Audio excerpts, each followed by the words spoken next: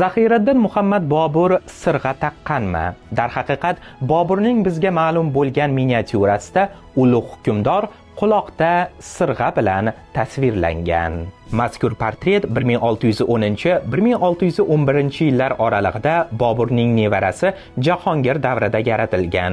Suratda hukmdorning quloqidagi sirg'a kishining e'tiborini tortadi. Chunki o'rta asrlarda Movara-un-Nahr va Xurosonda turkiy hukmdorlar sirg'a taqishgani haqida ma'lumotlar uchramaydi.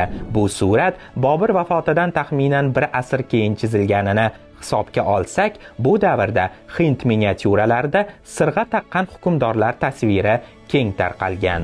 Aslida sirg'a taqish qadimgi turkiylarga xos odat sanalgan.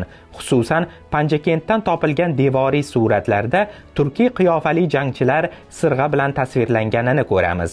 1155-1230 yillarda Kavkazda, Abxaziya hududida hukmronlik qilgan Beshtaginlar sulolasini ham sirg'ali hukmdorlar deb atashgan. Ular Saljuqiylarga tobeylik ramzi o'laroq har doim qulog'iga sirg'a taqqan.